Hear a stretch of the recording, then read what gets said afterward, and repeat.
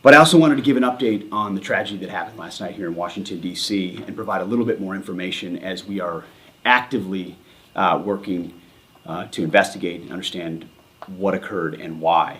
At about 8:48 last night, a UH-60 assigned to the U.S. Army Aviation Brigade in the Military District of Washington, Fort Belvoir, Virginia, collided tragically with a civilian airliner.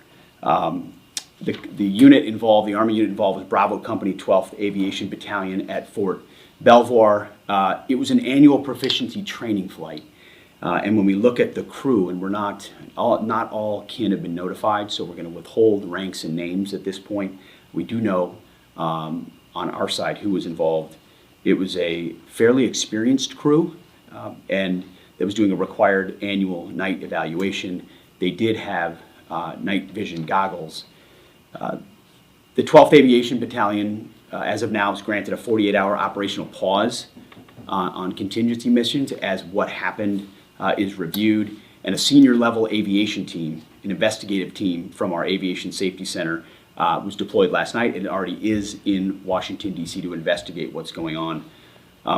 We anticipate that the investigation will quickly be able to determine whether the aircraft was in the corridor and at the right altitude at the time of the incident. As I mentioned, next of kin notifications are ongoing.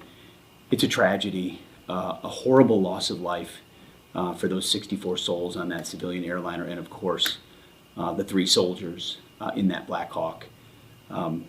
They're in our prayers, their families and their communities. As people are notified, I can't imagine. And I know it's gone from a rescue mission to a recovery mission, and we're with all the first responders that are moving actively too. So at the Defense Department, our thoughts and prayers go out. We are actively investigating to find out what happened and why. And as we get updates, you will have them. God bless.